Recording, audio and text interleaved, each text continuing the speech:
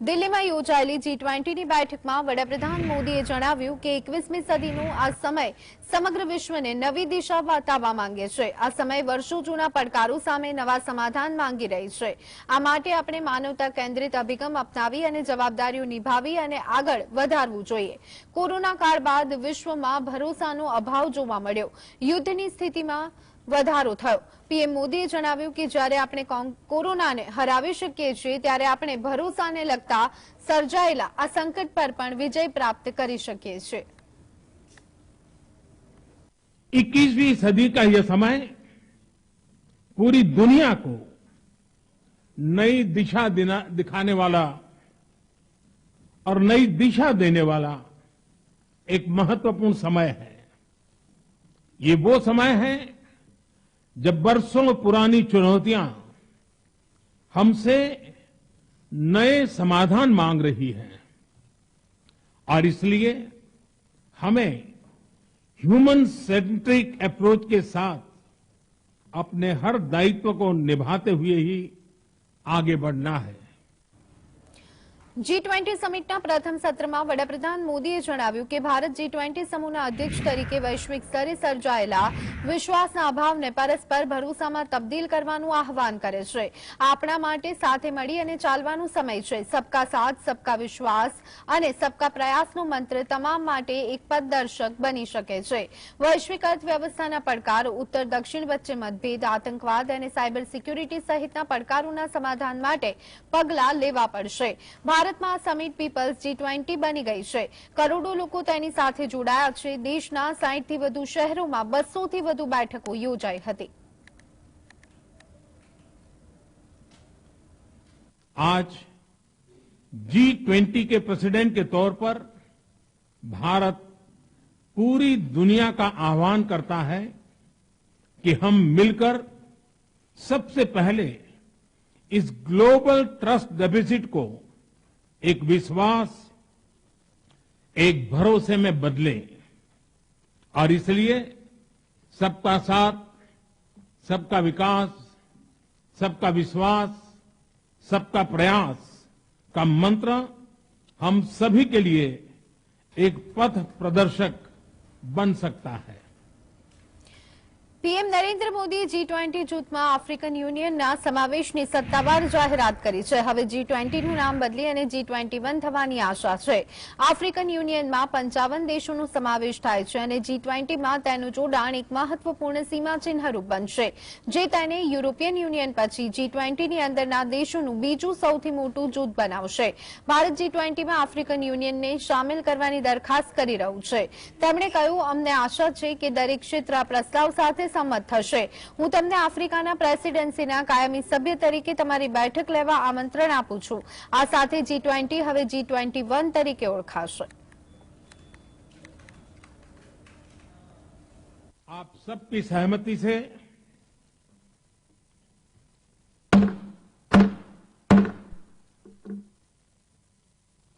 आगे की कार्रवाई शुरू करने से पहले मैं अफ्रीकन यूनियन के अध्यक्ष को G20 के स्थायी सदस्य के रूप में अपना स्थान ग्रहण करने के लिए आमंत्रित करता हूं। દિલ્હીમાં યોજાયેલી G20 સમિટમાં વડાપ્રધાન મોદીએ જણાવ્યું કે G20ના તમામ સભ્ય દેશોએ ઘોષણાપત્ર પર સહમતિ દર્શાવી છે। પીએમ મોદીએ જણાવ્યું કે અમારી ટીમની મહેનત અને તમારા બધાના સહકારને કારણે G20 લીડર સમિટની ઘોષણા પર સહમતિ બની છે। મારો પ્રસ્તાવ છે કે આ ઘોષણાપત્રને સ્વીકારવામાં આવે। હું પણ આ ડિક્લેરેશનને સ્વીકારવાની જાહેરાત કરું છું। और आप सभी के सहयोग से नई Delhi G20 leaders summit declaration पर सहमति बनी है। मेरा प्रस्ताव है कि इस लीडर्स डिक्लेरेशन को भी एडॉप्ट किया जाए। इस डिक्लेरेशन को एडॉप्ट करने की घोषणा करता हूं। યુરોપિયન કમિશનના પ્રમુખ ઉર્સુલા વોન ડેર લેચને જણાવ્યું કે વિકાસશીલ રાષ્ટ્રમાં માળખાકીય સુવિધા વિકસાવવા માટે છેલ્લા 2 વર્ષથી પ્રયાસ કરવામાં આવ્યા હતા, જેના ભાગરૂપે ઘણા મોટા પ્રોજેક્ટને મહત્વ આપવામાં આવ્યું છે, જે પૈકી 2 પ્રોજેક્ટને આ બેઠકમાં રજૂ કરવામાં આવ્યા છે. ઇન્ડિયા મિડલ ઇસ્ટ યુરોપ વચ્ચે ઇકોનોમિક કોરિડોર શરૂ કરવામાં આવશે. તેનાથી ભારત અને યુરોપ વચ્ચે વેપાર વધુ ઝડપી બનશે, તો આ સાથે જ હાઈસ્પીડ ઇન્ટરનેટ કેબલથી ડિજિટલ ઇકોસિસ્ટમને વધુ મજબૂત બનાવવામાં આવશે. તેના કારણે વેપારની નવી તકો ઊભી થશે. ટ્રાન્સ આફ્રિકન કોરિડોર પણ નિર્ણાયક સાબિત થશે. More large-scale projects are seeing the light, and we are presenting 2 of them today. First, the India-Middle East-Europe Economic Corridor. This is nothing but historic. It will be the most direct connection to date between India, the Arabian Gulf, and Europe, with a rail link that will make trade between India and Europe 40% faster, with an electricity cable and a clean hydrogen pipeline to foster clean energy trade between Asia, the Middle East, and Europe. વિદેશ મંત્રી S જયશંકરે જણાવ્યું કે G20 સમિટની બેઠકમાં ખોરાક, ઇંધણ અને ખાતર સહિતના મુદ્દાઓ પર ચર્ચા કરવામાં આવી. આ સાથે જ બેઠકમાં વૈશ્વિક આતંકવાદ અને મની લોન્ડરિંગ મુદ્દે પણ ચિંતા વ્યક્ત કરવામાં આવી. સભ્ય રાષ્ટ્રના નેતાઓએ આતંકવાદ અને તેની સંકળાયેલી ઘટનાઓને વખોડી હતી અને સ્વીકાર્યું હતું કે આતંકવાદ વૈશ્વિક શાંતિ માટે મોટો ખતરો છે. બેઠકમાં સ્વીકારવામાં આવેલા ઘોષણાપત્રમાં પરમાણુ હથિયારના ઉપયોગને અસ્વીકાર્ય માનવામાં આવ્યું. કોઈપણ રાષ્ટ્ર પાછળ ન રહી જાય એ ભારતની વિદેશ નીતિનો ભાગ છે. Subject that was addressed by them, as the Sherpa noted, was countering terrorism and money laundering. The leaders condemned terrorism in all its forms and manifestations and recognized that it constitutes one of the more serious threats to international peace and security. So, in conclusion, as you can all see, all G20 member states have come to New Delhi with a strong sense of responsibility about addressing the most pressing global challenges. G20 સમિટમાં પીએમની સામે મૂકેલી name plate પર India Bharat વિવાદમાં મહત્વપૂર્ણ સંદેશ આપ્યો હતો. ચાલુ મહિનાના અંતમાં સંસદના વિશેષ સત્રનો હેતુ ઇન્ડિયાનું નામ બદલી અને ભારત કરવાના પ્રયાસને ઔપચારિક બનાવવાનો છે. G20 સમિટની શરૂઆતમાં વડાપ્રધાન નરેન્દ્ર મોદી શનિવારે વિશ્વભરના નેતાઓને સંબોધિત કર્યા હતા. ત્યારે તેમની આગળ ભારત લખેલી નેમ પ્લેટ ઇન્ડિયાનું નામ બદલવાની અટકળો વચ્ચે સ્પષ્ટ સંકેત આપે છે. જો કે વિદેશી પ્રતિનિધિઓ માટે બનાવવામાં આવેલી G20 પુસ્તિકામાં પણ ભારત નામનો ઉપયોગ કર્યો છે, જેમાં ભારત લોકશાહીની માત નામનું શીર્ષક આપ્યું છે.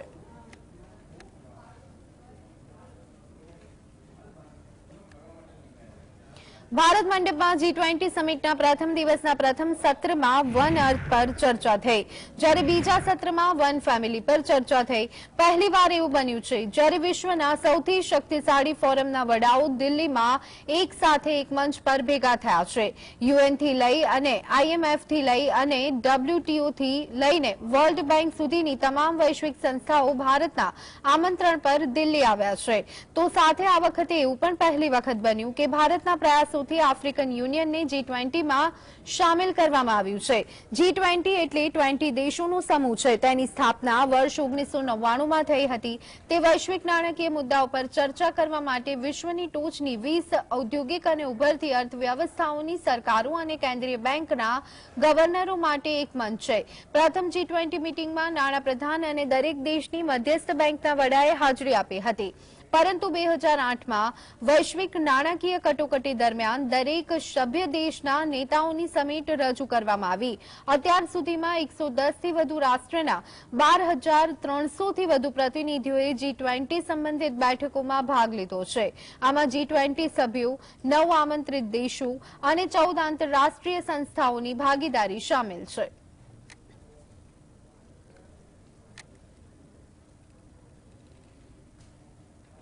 G20 સમિટ અંતર્ગત પીએમ મોદી અને અમેરિકાના રાષ્ટ્રપતિ જો બાઇડન વચ્ચે બેઠક યોજાઈ, જેમાં ભારત અને અમેરિકાએ અનેક મુદ્દાઓ પર ચર્ચા કરી. ભારત અને યુએસએ કહ્યું કે તેઓએ વર્ષના અંત સુધીમાં માનવ અવકાશ ઉડાન માટે વ્યૂહાત્મક માળખું તૈયાર કરવા માટે વાતચીત શરૂ કરી છે. બંને દેશો 2024માં ઇન્ટરનેશનલ સ્પેસ સ્ટેશન પર ભારતીય અવકાશયાત્રી મોકલવાની યોજના બનાવી રહ્યા છે. યુએસ પ્રમુખ જો બિડને ચંદ્રયાન-3ના ચંદ્રના દક્ષિણ ધ્રુવ પર ઐતિહાસિક ઉતરાણ અને આદિત્ય એલ1 સૌર મિશનની સફળતા બદલ વડાપ્રધાન નરેન્દ્ર મોદીને અભિનંદન પાઠવ્યા હતા. બંને નેતાઓ વચ્ચે 52 મિનિટની વાતચીત બાદ જારી કરાયેલા સંયુક્ત નિવેદનમાં કહેવામાં આવ્યું છે કે ઇસરો અને national aeronautics and space administration NASA બાહ્ય અવકાશ સંશોધનમાં અમારી ભાગીદારીને વધુ ગાઢ બનાવવા માટે સંકલ્પબદ્ધ છે. 2024માં આંતરરાષ્ટ્રીય સ્પેસ સ્ટેશન શરૂ કરવા માટે સંમત થયા છે. ચર્ચાઓ સંયુક્ત મિશન માટેની પદ્ધતિઓ અને તાલીમ પણ શરૂ થઈ ગઈ છે. 2023ના અંત સુધીમાં માનવ અવકાશ ઉડાન માટે વ્યૂહાત્મક માળખાને અંતિમ સ્વરૂપ આપવાના પ્રયાસો ચાલી રહ્યા છે.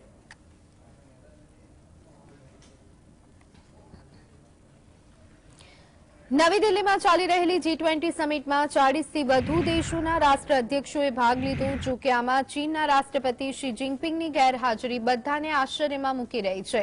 શી જિનપિંગની ગેરહાજરી ચીન અને ભારત વચ્ચેના સંબંધો અને સમગ્ર ચીની કૂટનીતિ પર સવાલો ઉભા કરી રહી છે.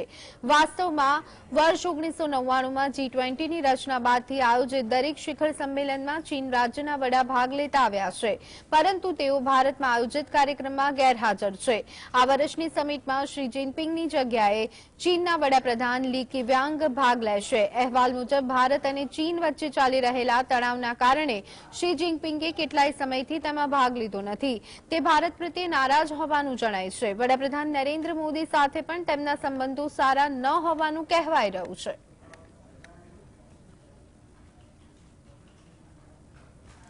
G20 સમિટમાં સામેલ થવા માટે ભારત આવેલા બ્રિટનના વડાપ્રધાન રિશી સુનકે પીએમ મોદી સાથે દ્વિપક્ષીય મંત્રણા કરી. રિશી સુનકે શુક્રવારે જ ખુદને ગૌરવાન્વિત હિન્દુ ગણાવી અને G20 સંમેલનને દિલ્હી માટે મોટી સફળતા ગણાવી હતી.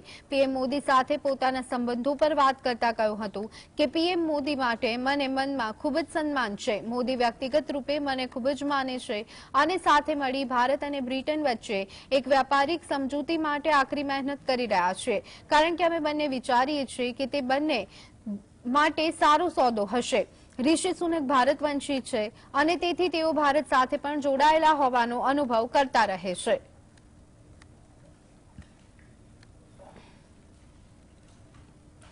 રાષ્ટ્રપતિ દ્રૌપદી મુર્મુએ જણાવ્યું કે ભારતના G20 પ્રમુખ પદની થીમ વસુદેવ કુટુંબકમ માનવ કેન્દ્રિત વિકાસ માટે વૈશ્વિક બ્લુપ્રિન્ટ છે. G20 સમિટ દિલ્હીના પ્રગતિ મેદાનમાં નવનિર્મિત આંતરરાષ્ટ્રીય પ્રદર્શન અને કોન્ફરન્સ સેન્ટર ભારત મંડપમમાં યોજાઈ છે. રાષ્ટ્રપતિ મુર્મુએ સોશિયલ મીડિયા પર G20માં ભાગ લેતા અતિથિ દેશો અને આંતરરાષ્ટ્રીય સંસ્થાઓના પ્રતિનિધિ મંડળના વડાઓનું સ્વાગત કર્યું હતું. સાથે સાથે કહ્યું છે કે ભારત તેના G20 પ્રમુખ પદ દરમિયાન સર્વસમાવેશક વૃદ્ધિ, ડિજિટલ નવીનતા, આબોહવા, સ્થિતિસ્થાપકતા અને વૈશ્વિક આરોગ્ય એક્સેસ જેવા વિવિધ મુદ્દાઓ પર ધ્યાન કેન્દ્રિત કરે છે. આ જૂથમાં આર્જેન્ટિના, ઓસ્ટ્રેલિયા, બ્રાઝિલ, કેનેડા, ચીન, ફ્રાન્સ, જર્મની, ભારત અને ઇન્ડોનેશિયાનો સમાવેશ થાય છે. ભારતમાં યોજાનાર G20 સમિટમાં ભાગ લેવા માટે વિશ્વભરના શક્તિશાળી દેશના વડા દિલ્હી પહોંચ્યા હતા. આ પ્રસંગે જર્મનીના ચાન્સેલરે પણ પોતાની હાજરી આપી હતી. તેમની આંખમાં કાળી પટ્ટી જોવા મળી. G20માં સમાવિષ્ટ 20 દેશોના વડા આંતરરાષ્ટ્રીય મુદ્દાઓ પર પોતાના મંતવ્ય મૂકશે અને ભવિષ્યને ધ્યાનમાં રાખી અને એવા નિર્ણય લેશે કે જેનાથી વિશ્વમાં સ્થિરતા લાવી શકાય. જર્મનીના ચાન્સેલર જોગિંગ દરમિયાન પડી ગયા હતા, જેના કારણે તેમના ચહેરા પર ઈજા થઈ હતી. તો આ ઘટના બાદ તેઓએ પોતાની આંખમાં થયેલી ઈજાને છુપાવવા માટે કાળી પટ્ટી બાંધી હતી.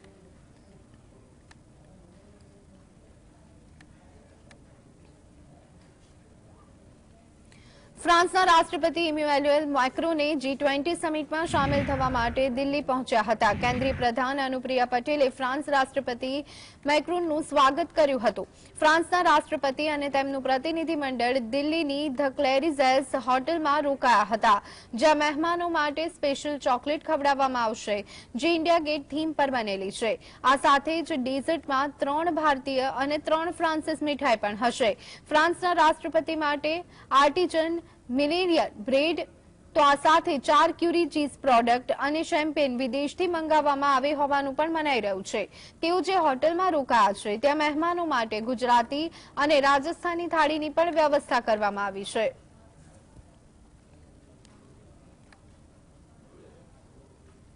દિલ્હીમાં G20 સમિટની બેઠક યોજાઈ રહી છે, ત્યારે સુરક્ષામાં કોઈ ચૂક ન રહી જાય તેના માટે દિલ્હી પોલીસ દ્વારા અનેક પગલાં લેવામાં આવ્યા. દિલ્હીના સ્પેશિયલ પોલીસ કમિશનર દીપેન્દ્ર પાઠકે જણાવ્યું કે અમે આ કાર્યક્રમ માટે 6 મહિનાથી તૈયારી કરી છે. સુરક્ષાને ધ્યાનમાં રાખી અને શહેરના અનેક સ્થળો પર પોલીસને એલર્ટ પર રાખવામાં આવી છે. અનેક સ્થળો પર વાહનોની ચેકિંગ અને નિયમોનું ચુસ્ત પાલન કરાવવામાં આવી રહ્યું છે. પોલીસ કોન્સ્ટેબલથી લઈ અને ઉચ્ચ અધિકારીઓ સુધી તમામ માર્ગો પર ફરજ બજાવી રહ્યા છે. અમને દિલ્હીવાસીઓએ પણ પૂરો સહયોગ આપ્યો છે. वो डी-डे है। कल हमारे सारे राष्ट्राध्यक्ष दिल्ली में आए हैं और आज चूंकि ये सम्मेलन शुरू हुआ है तो पूरे दिल्ली में दिल्ली पुलिस मुस्तैद है, अलर्ट है, खूब सारा प्रेजेंस है फील्ड में. लगभग सभी कांस्टेबल से लेकर सीनियर मोस्ट ऑफिसर तक we all are on ground और हर जगह हम लोग एक बहुत हाई स्टैंडर्ड ऑफ अलर्टनेस के साथ हम लोग દિલ્હીમાં G20 સમિટ હેઠળ બેઠક યોજાઈ રહી છે, ત્યારે કોંગ્રેસના નેતા રાહુલ ગાંધીએ ટ્વીટ કરી અને કેન્દ્ર સરકાર પર આકરા પ્રહાર કર્યા.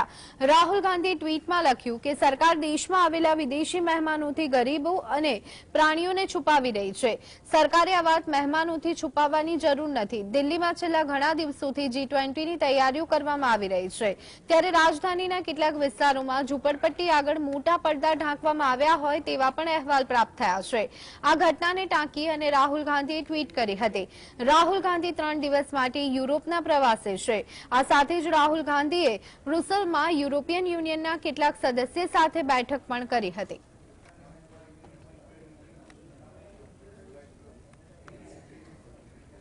G20 શિખર સંમેલનમાં ભાગ લેવા માટે આવેલા ઇન્ડોનેશિયાના રાષ્ટ્રપતિ જોકો વિડોડોની સાથે તેમના પુત્ર કેસાંગ પંગારેપ અને પુત્રવધુ પણ તેમની સાથે ભારતના પ્રવાસે આવ્યા છે. કેસાંગ પંગારેપ અને તેમની પત્નીએ તાજમહેલની મુલાકાત લીધી હતી. કેસાંગે પત્ની એરિના ગુડોનાના સાથે તાજમહેલની બેન્ચ પર બેસી અને ફોટો પડાવ્યો હતો. આ સાથે જ સ્થાનિક ગાઈડે તેમને તાજમહેલ વિશે માહિતી આપી હતી. કેસાંગ પંગારેપ જ્યારે તાજમહેલ જોવા માટે આવ્યા ત્યારે તેમની સુરક્ષા માટે કડક વ્યવસ્થા કરવામાં આવી હતી. તેમણે તાજમહેલની સુંદરતાના દિલથી વખાણ કર્યા. આ દરમિયાન તેઓ તાજમહેલના ભોયરામાં પણ ગયા, જ્યાં મુગલ બાદશાહ શાહજહાં અને મુમતાઝની કબરો છે.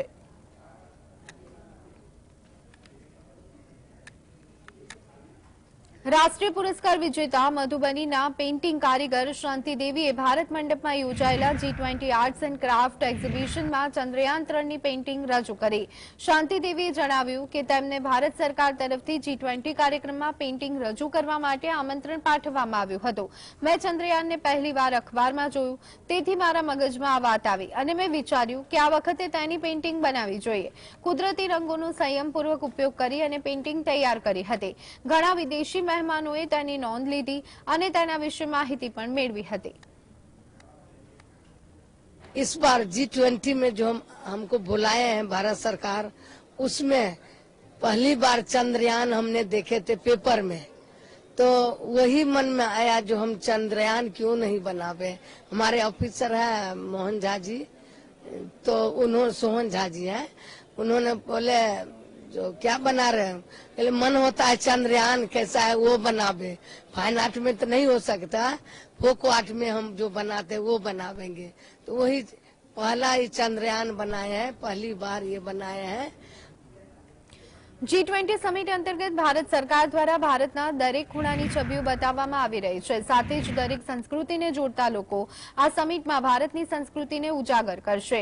ત્યારે ભારત મંડપમ ખાતે G20 પ્રદર્શનમાં ગુજરાતની આદિવાસી કલાને પણ ઉજાગર કરવામાં આવશે. જેમાં ગુજરાતના જયંતિભાઈ રાઠવા પિથોરા કલા આદિવાસી ધાર્મિક વિધિ પેઇન્ટિંગથી દેશ વિદેશના લોકોને તેની માહિતી આપશે. G20 समिट जो 2022 में हुआ था इंडोनेशिया के अंदर, तो वहाँ हमारा जो पिठोरा पेंटिंग है, तो हमारे माननीय प्रधानमंत्री श्री नरेंद्र मोदी साहब ने हमारी जो मेरी बनाई हुई पिठोरा पेंटिंग ऑस्ट्रेलिया के प्रधानमंत्री जी को गिफ्ट किया था. उसी को लेकर आज मैं फिर से यहाँ 2000 इंडिया जो भारत के अंदर जो हमारा G20 समिट हो रहा है, तो मुझे हमारी ministry tribal ministry minister of tribal affairs ने ट्राइफेड ने मुझे न्योता दिया और क्या बोले कि आप यहाँ G20 समिट में आओ और यहाँ लोगों को जो डेलीगेट्स आएंगे बाहर से उनको दिखाओ कि हमारी ये आदिवासी कला संस्कृति कैसी है और ये हम यहाँ लाके बैठे हैं. રશિયા યુક્રેન યુદ્ધ પછી વૈશ્વિક વ્યવસ્થામાં મચેલી ઉથલપાથલની વચ્ચે ભારતની સાવચેતીપૂર્વકની ચાલ માટે પૂર્વ વડાપ્રધાન મનમોહન સિંહે કેન્દ્ર સરકારની પ્રશંસા કરી છે. તેમણે કહ્યું છે કે તમામ વૈશ્વિક દબાણ છતાં કેન્દ્ર સરકારે ભારતના હિતોને ઉપર રાખી અને કામ કર્યું છે, જે પ્રશંસનીય છે. પૂર્વ વડાપ્રધાન મનમોહન સિંહે G20 શિખર સંમેલનથી લઈ અને ચંદ્ર અભિયાનની સફળતા સુધી અનેક મહત્વના મુદ્દાઓ પર વાત કરી હતી. કોંગ્રેસ પક્ષના નેતૃત્વવાળા તત્કાલીન યુપીએ સરકારના વડાએ કહ્યું કે રશિયા યુક્રેન યુદ્ધ પછી ભારતે નવી વિશ્વ વ્યવસ્થાનો રસ્તો બતાવવામાં મહત્વપૂર્ણ ભૂમિકા ભજવી છે. વડાપ્રધાન નરેન્દ્ર મોદીએ સ્વતંત્રતા દિવસે દાવો કર્યો હતો કે ભારત આગામી 5 વર્ષમાં દુનિયાનું ત્રીજું સૌથી મોટું અર્થતંત્ર બની જશે. પૂર્વ પીએમ મનમોહન સિંહે પણ તેનું સમર્થન કર્યું છે. તેમણે તો ત્યાં સુધી કહ્યું કે ભારત આગામી દાયકામાં સર્વિસીસની સાથે મેન્યુફેક્ચરિંગ અને ઉત્પાદન પર ભાર આપી અને દુનિયાની આર્થિક મહાશક્તિ બની શકે છે.